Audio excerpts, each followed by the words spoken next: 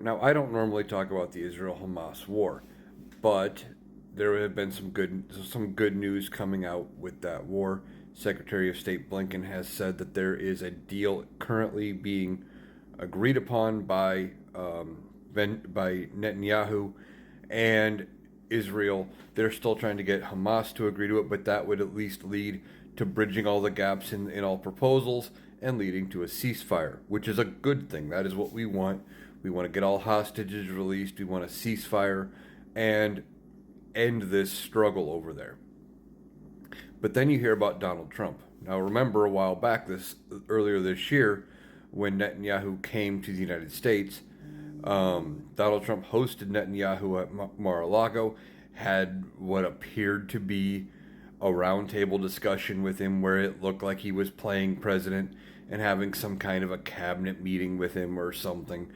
But he's talked to him at Mar-a-Lago, and there was some question as to whether or not he was violating the law then as well by talking to him and discussing what was going on because he is not the president.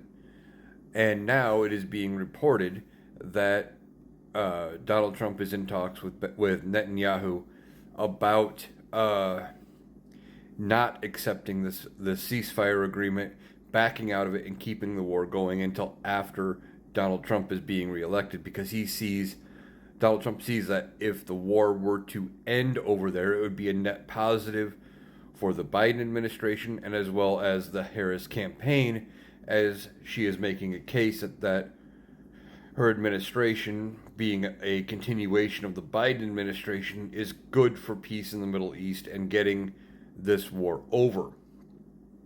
Now, if Donald Trump is negotiating and trying to advise Netanyahu on foreign policy matters, etc., and trying to convince him not to agree to a negotiated ceasefire that the U.S. is involved in negotiating, there's some question about whether or not he has violated the Logan Act, which is a felony going back to the late 1700s, where it says any private citizen cannot negotiate with the leaders of foreign powers for matters of national security. And make no mistake, whether or not one of our allies is at war does affect national security.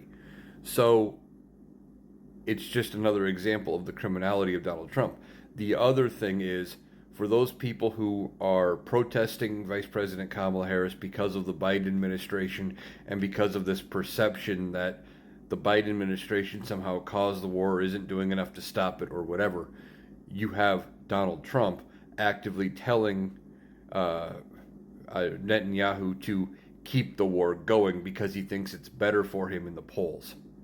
So, between those two options, which side do you think is the better choice? I personally would vote for the side that is trying to get a ceasefire in place.